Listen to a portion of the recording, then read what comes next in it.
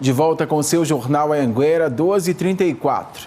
Olha só, excesso de velocidade, avanço do sinal vermelho e falta do uso do cinto de segurança. Estas foram as principais infrações que fizeram com que os motoristas de Goiânia fossem multados em 2020. Mas a responsabilidade de alguns faz com que outras pessoas paguem um alto preço por conta dos acidentes. De janeiro a dezembro do ano passado, foram aplicadas mais de 1,5 milhão de multas por infração de trânsito. A grande maioria, 1.074.000, por infrações como furar sinal vermelho, andar acima da velocidade permitida, não usar cinto de segurança e transitar na faixa destinada ao transporte público. O seu Adonizete vende garapa no cruzamento das avenidas Perimetral Norte e Cunha Gago. Já viu de tudo por aqui. Sinaleiro abre, eles passam aqui mais ou menos na média de 80 até 100 km por hora. O gato para descer aqui para Nova Esperança é uma coisa que é muito perigosa aqui. Aquele senhorzinho no começo do mês, ele não usa a faixa de pedestre, passa no meio dos carros aqui, é muito perigoso. E o problema não para por aí, não. 1.495 condutores avançaram o sinal de parada obrigatória no ano passado. Um deles provocou o acidente que deixou a Eusivânia 5 meses em recuperação, dependendo da boa vontade de outras pessoas para sobreviver. Eu fiquei desempregada, minha mãe teve que ficar desempregada também para cuidar de mim. Aí nós foi sobrevivendo de doação, que a gente recebeu muitas doações, graças a Deus. E assim, logo 2 meses depois, minha mãe arrumou um emprego, começou a trabalhar, que eu já estava bem melhor, dando conta de me se virar sozinha. E a gente foi vivendo do serviço dela e de doações. E a Eusivânia não foi a única vítima do trânsito na capital em 2020. Segundo o Detran, foram registrados mais de 418.000 acidentes. Essas estatísticas confirmam que o cidadão goianiense continua cometendo as infrações mais gravíssimas no circuito do trânsito. São as infrações que levam à morte e às sequelas. E olha que essas infrações, elas estão, em sua maioria, sendo flagradas por meios tecnológicos, por equipamentos eletrônicos. Imagine onde não estão instalados esses equipamentos. E olha que o valor das multas não é barato. As de natureza leve, R$ 88,00, média R$ 130,00, grave R$ 195,00 e gravíssima a partir de R$ 293,00. Para quem dirige embriagado, a situação é ainda mais complicada. Além de ter que desembolsar quase R$ 3.000 de multa, fica com o direito de dirigir suspenso. Mas diante dos números das estatísticas que apontam a violência no trânsito urbano, o que fazer para resolver o problema? Segundo um especialista em trânsito, a solução está mais perto do que a gente imagina. Está em políticas públicas que possam ver mais pessoas que máquinas. E talvez possa estar assim, bem diante dos nossos olhos. Penso que temos que elaborar políticas públicas mais consistentes, mais sérias, baseadas em princípios científicos, articular o sistema trânsito com os sistemas de transporte público coletivo, com as opções cicloviárias integradas, com o princípio da caminhabilidade, articular o trânsito com a mobilidade a pé, senão nós vamos continuar enxugando gelo para o resto da vida. Vamos voltar a falar sobre novas administrações municipais. Em Itumbiara, os moradores estão preocupados com a saúde pública e com a infraestrutura da cidade. O novo prefeito diz que já definiu as prioridades e vai implantar um programa austero de redução de gastos. O Thales é cadeirante e enfrenta a maior dor de cabeça quando precisa sair de casa. O jovem conta que nem todas as calçadas de Itumbiara estão adaptadas com essas rampas de acessibilidade. Ele espera que o novo prefeito da cidade resolva o problema. Questão de rampa, questão de buraco na rua é bem precário. A situação da saúde pública também preocupa os moradores. Vamos investir no hospital municipal, vamos investir nos nossos profissionais da saúde, que nós estamos precisando tanto, né? O Simval, mototaxista, anda preocupado com as condições do asfalto. O asfalto está muito ruim, muito buracado, muito arremendado, está faltando muito recapeamento da cidade, entendeu? No cargo, há menos de uma semana, o prefeito de Itumbiara, Dione Araújo, do Democratas, ainda está se inteirando da situação do município. Ele disse que limpeza urbana e saúde serão prioridades. E para superar os desafios da gestão, a meta é reduzir despesas. Eu já tenho um planejamento de uma redução do número de secretarias que trará uma economia para o município nos 4 anos em torno de 3 milhões a 3 milhões e 500. Também até o próprio vice-prefeito vai ocupar uma secretaria e trará também uma grande economia aos cofres públicos em torno de R$500 mil em 4 anos. Nós temos também um planejamento de redução dos aluguéis. Eu consegui alguns prédios com os parceiros que serão ocupados e entregues os prédios alugados. Esperamos com isso conseguir também uma economia mensal em torno de R$200 mil. Outro desafio que o novo prefeito de Itumbiara tem que enfrentar é o combate à pandemia do coronavírus. Nós temos que ter o cuidado, juntamente com todas as nossas autoridades, o conselho que já existe para cuidar da pandemia, nós vamos respeitá-lo, ouvi-lo e tomar as decisões sempre colegiada. Mas é importante deixar esse recado para a população. Evite aglomeração, evite um contato com as pessoas. Isso fará com que o número de mortes não cresça, como tem ocorrido em várias cidades do nosso país. A Prefeitura de Itumbiara renovou o decreto de calamidade pública por mais 6 meses por conta da pandemia da Covid-19. O Jonathan Moreira, agora ao vivo, tem os detalhes. Ô Jonathan, quando a gente fala calamidade pública, isso significa exatamente o que para o pessoal de casa entender direitinho?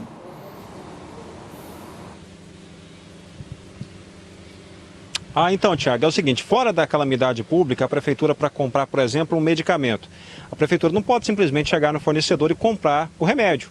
Ela tem que fazer uma licitação para encontrar no meio de X fornecedores, por exemplo, qual o medicamento mais barato. Só que isso demanda tempo, porque isso é feito por meio de uma licitação. Isso demora de semanas e até meses. Em se tratando de pandemia, as medidas precisam ser tomadas de forma mais rápida. E por esse motivo, a dispensa de licitação vem com esse decreto de calamidade pública. Itumbiara já estava com um decreto de calamidade pública em vigor desde o começo da pandemia, desde março do ano passado, e agora esse decreto foi renovado pelo novo prefeito, o Dione Araújo, do Democratas. Isso deve vigorar até junho desse ano, até o final de junho desse ano. A cidade tem 4.271 casos de Covid-19 confirmados e 90 pessoas morreram por causa dessa doença. É importante esse decreto para a cidade para agilizar a compra de medicamento, a contratação de serviços, para combater o coronavírus aqui em Itumbiara. Mas a gente torce mesmo, Tiago, pela chegada dessa pandemia, para esse decreto ser revogado logo e a nossa vida voltar ao normal de fato. Viu, meu amigo? Exatamente, inclusive esse é o nosso próximo assunto, a vacinação, viu, Jonathan? Olha aí para você assistir essa reportagem. Porque ainda neste mês devem chegar as primeiras doses da vacina contra a Covid-19 aqui no estado. A Secretaria Estadual da Saúde quer entregar a vacina para os municípios em até 5 dias, a partir do momento em que elas estiverem em solo goiano. Os materiais vão ser escoltados pela Secretaria de Segurança Pública e para cada região. Enquanto isso, são feitos os últimos preparativos que antecedem a vacinação. Pode anotar aí no calendário, 15 de janeiro é a data que a Secretaria de Saúde espera que cheguem as primeiras doses da vacina contra a Covid-19 em Goiás, fabricadas pelo laboratório AstraZeneca, em parceria com a Universidade de Oxford, e que será produzida no Brasil em parceria com a Fiocruz. De acordo com as informações que obtivemos no Ministério, caso chegue ali por volta do dia 15 a vacina, dentro de 5 dias, mais ou menos, a gente deve começar. Provavelmente receberemos em torno de 140, 150 mil doses, que é a proporcionalidade que nós representamos no país. A Secretaria de Saúde já definiu a quantidade de salas de vacinação que vão ser necessárias e também a logística de entrega das doses para os municípios. Tudo está detalhado no Plano Estadual de Imunização, que vai ser discutido nesta quarta-feira pelo COI. A forma que a vacina vai ser armazenada também já foi pensada. Como a de Oxford é uma vacina que precisa de armazenamento entre 2 e 8 graus, ou seja, já é o padrão que nós estamos acostumados, então está dentro da nossa realidade. A Universidade Federal de Goiás também já está preparada para ajudar na vacinação dos goianos, caso o estado receba doses de laboratórios como o da Pfizer, que exige um armazenamento em temperaturas muito baixas. 4 freezers da universidade já estão à disposição do estado e outros 2 em manutenção, mas segundo a UFG, logo estarão prontos para serem usados. Juntos, os 6 têm capacidade de armazenar ao mesmo tempo de 800 mil até 1 milhão de doses da vacina contra a Covid-19. Esse é um dos refrigeradores que está pronto para ser usado. Os 6 freezers estão na universidade, que aguardam uma definição do estado sobre quando eles serão usados. Estamos na referência deles. Assim que eles nos acionarem, estamos prontos para atender. O Ultra Freezer, aqueles que vão até, alguns deles até menos 150 graus. A vacina da Pfizer, ela precisa de menos 70. Então, nós temos os freezers para guardar essa vacina ou outra que dependa de temperaturas muito baixas como essa. A capacidade dele é em torno de 350, 400 e alguns de 500 litros, né? Olha, ontem nós te mostramos aqui no Jornal Anhanguera que o seu Wilson, dono de uma granja em Pires do Rio, perdeu mais de 10 mil frangos com a queda da energia elétrica que durou mais de 30 horas. Ele disse que o prejuízo foi de mais de R$150 mil. O Jonathan Moreira vai contar agora o que o seu Wilson vai fazer a partir de agora, então. Parece que ele vai acionar a justiça, é isso, Jonathan?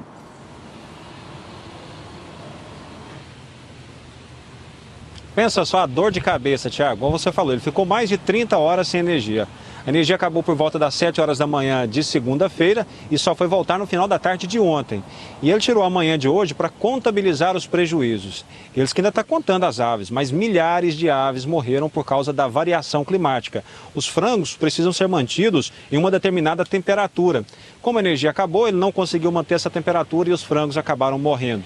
Ele tem lá um gerador de energia, só que o equipamento não foi suficiente para funcionar durante todo esse período. E por esse motivo, esse prejuízo aí que passa dos R$150 mil. Há mais ou menos 60 dias, o seu Wilson estava sem energia, a mesma coisa aconteceu, mesmo prejuízo na casa dos R$150 mil. O que ele fez? Acionou a justiça para reivindicar aí o ressarcimento desse prejuízo para a Enel. E agora ele está planejando adicionar esse novo prejuízo ao mesmo processo, justamente para ser ressarcido. Imagina só, né? O produtor fica até traumatizado, até com medo de continuar no ramo por causa de tanto prejuízo. A Enel, por meio de nota, disse para a gente que vai entrar em contato com o cliente para tratar sobre esse assunto. Mas uma situação preocupante, né, Thiago? Com toda certeza, até porque, como você disse ontem, essa não foi a primeira vez, ele já teve outro prejuízo e aí só perdendo dinheiro, realmente tá difícil a situação, a gente segue de olho também nessa história. Jonathan, obrigado por sua participação, agora vai descansar que você trabalhou bastante hoje aqui com a gente. Um alerta agora sobre a dengue. Estamos no período chuvoso e os focos do mosquito podem aumentar e muito, todo mundo sabe. Em Rio Verde, os agentes de endemias estão nas ruas ajudando no combate. O Arildo Palermo é quem chega agora com essa informação. A participação, Arildo, de cada morador é importantíssima para o combate a essa doença, não é?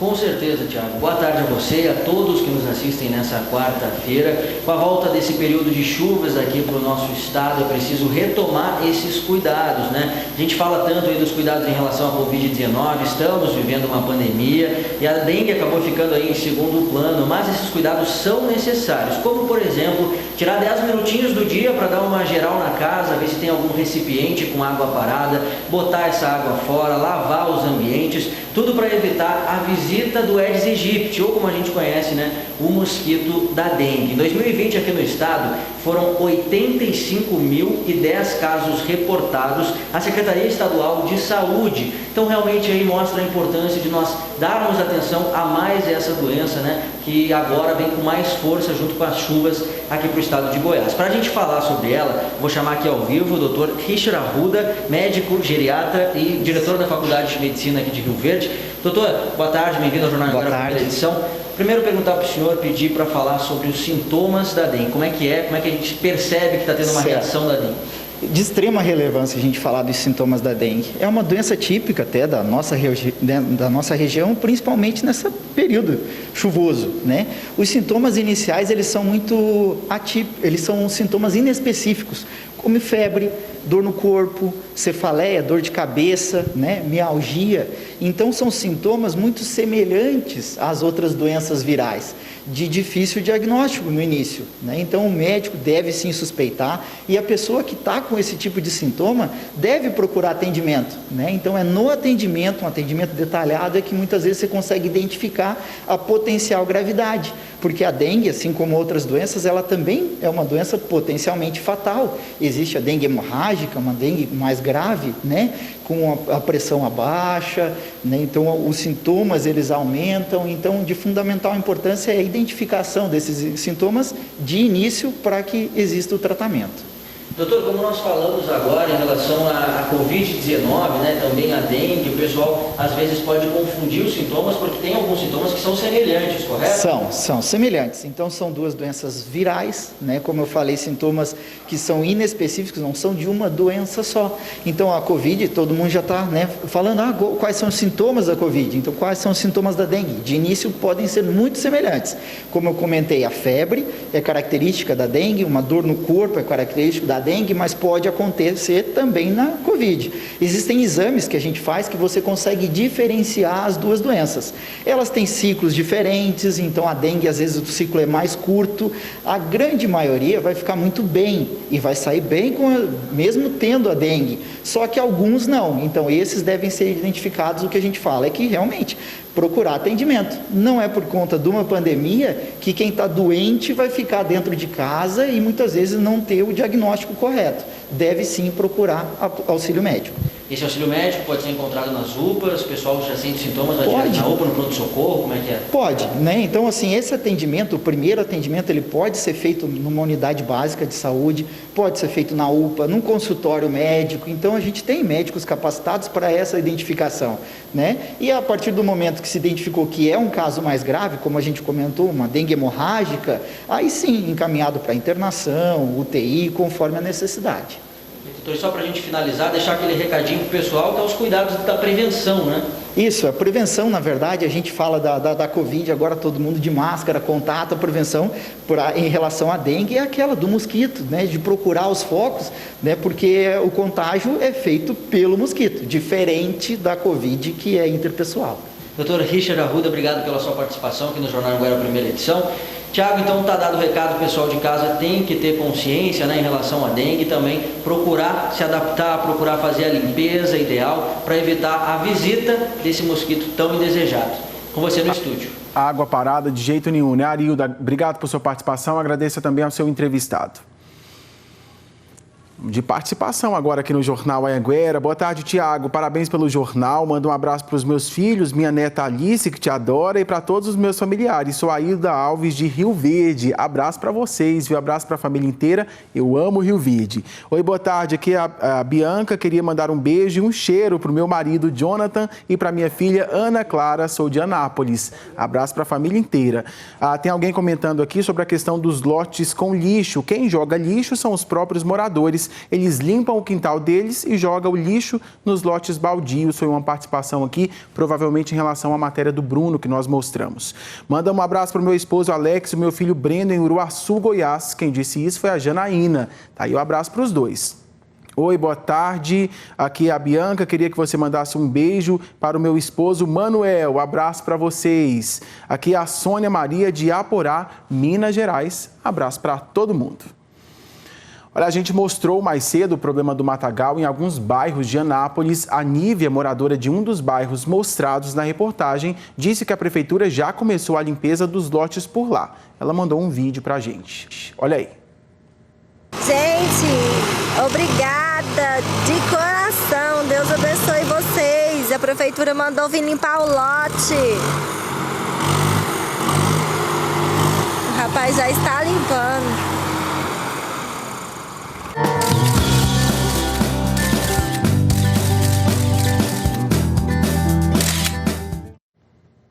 Momento fofura, falando em fofura, tem mais uma aqui no Jornal Anhanguera. Essa é a linda da Helena, que estava em casa curtindo o Jornal Anhanguera com a família. Agora, a Lia mandou foto do passeio na Avenida Beira Rio. Olha só que legal, isso foi em Itumbiara, no principal cartão postal da cidade. Lindo demais.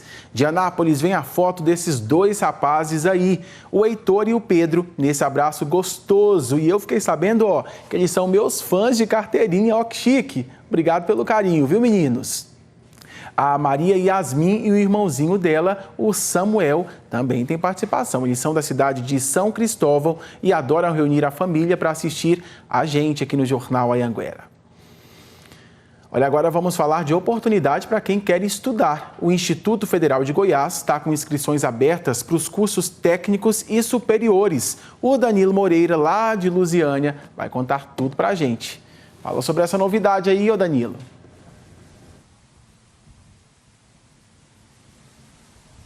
Pois é, coisa boa, né, Tiago? O Instituto Federal de Goiás, o campus aqui de Lusiânia, está oferecendo 180 vagas para os cursos aí, técnicos, superiores e também para o EJA, Educação de Jovens e Adultos. Neste ano, por conta da pandemia, as inscrições só podem ser feitas através da internet. Nós preparamos uma arte aí para o pessoal de casa ficar atento, então, a essas oportunidades e também para anotar, né? Vamos começar aí para as vagas de técnico integrado ao ensino médio. Nessa modalidade, o estudante cursa o ensino médio e o curso técnico, e quem pode se inscrever para essa modalidade? Estudantes que concluíram o ensino fundamental. A novidade nessa seleção é que, devido à pandemia, não haverá provas como de costume. A seleção será realizada por sorteio. Ao todo, são 90 vagas. O curso técnico integrado ao ensino médio para jovens e adultos. Quem pode se inscrever aí nessa modalidade? São os estudantes que concluíram o ensino fundamental com 18 anos ou mais, e esse curso é voltado para jovens e adultos que querem retornar aos estudos. São 30 vagas, então, para esta modalidade. E, por último, aí, os cursos superiores, vestibular, Enem, né? Os requisitos: ter concluído o ensino médio, e quem pode se inscrever são os estudantes que concluíram o ensino médio e fizeram o Enem entre 2013 e 2019. O candidato concorre às vagas por meio das notas do Exame Nacional do Ensino Médio, e também ele deve escolher a nota de qual ano deverá ser considerado no processo seletivo. Então, portanto, as inscrições para os cursos técnicos já começaram e seguem até o dia 31 de janeiro pelo site ifg.edu.br, e as inscrições para os cursos superiores, essa aí é um pouco mais longa, segue até o dia 17 de fevereiro, também pelo site ifg.edu.br. Tiago, é com você. Tá certo, obrigado por sua participação, Danilo. Vamos só deixar a nossa tela aí para o pessoal de casa anotar direitinho. A gente fala às vezes muito rápido, o pessoal nem tem a oportunidade de anotar. Aí, ó, essa tela aí, você tira a foto, fica com o registro aí do endereço do site para você que tem interesse em continuar estudando. Agora sim, obrigado por sua participação, tá bom, Danilo? Eu quero ler mais abraços aqui para você no Jornal Anhanguera, porque tem um monte. Boa tarde, Tiago, sucesso para você. Aqui é a Hilda, ela mora em Catalão. Obrigado por sua participação. Boa tarde, Tiago. Minha mãe adora o Jornal Anhanguera. Manda um alô para o pessoal de Lusiânia. Alô para todo mundo. E olha só que bacana essa história. Um policial militar de Quirinópolis ajudou uma cadelinha a ter filhotinhos. Olha aí. O Atos, que aparece na esquerda, é o dono da cadelinha Laika. Ela é uma pincher de Quirinópolis, na região sudoeste. Ontem entrou em trabalho de parto e deu um susto nos donos. E foi o cabo Rader Marker, da Polícia Militar, que auxiliou no momento do parto. A gente fica agradecido em poder servir a população, servir aquela pessoa que está mais necessitada, e até um cachorrinho, um animal desse que precisa da ajuda da gente. O policial pensou rápido e ajudou da forma que dava, mas principalmente agiu com cautela e delicadeza, o que é fundamental nesses momentos. A principal coisa e muito importante que ele transmitiu para ela foi tranquilidade e confiança. Ele entendeu que naquele momento ela precisava muito da ajuda dele e ele soube transmitir isso para ela. E ela absorveu isso. Então ela não tentou avançar, ela não tentou agredir. Um flagrante no Parque Nacional das Emas, em Mineiros. Turistas do Paraná estavam se divertindo no Boia Cross, em Rio Formoso, quando apareceu uma anta e começou a brincar com o turista. O guia do parque, o Aloysio Cabral, que acompanhava o grupo, disse que o animal foi criado numa fazenda da região depois que perdeu a mãe. Disse que a anta sempre aparece para ver a movimentação dos turistas. Eu sairia correndo. O Jornal Anhanguera fica por aqui. Obrigado. Estamos terminando com imagens de Itumbiara, lá da ponte Afonso Pena. Na sequência tem o Globo Esporte. Tchau, pessoal. Valeu.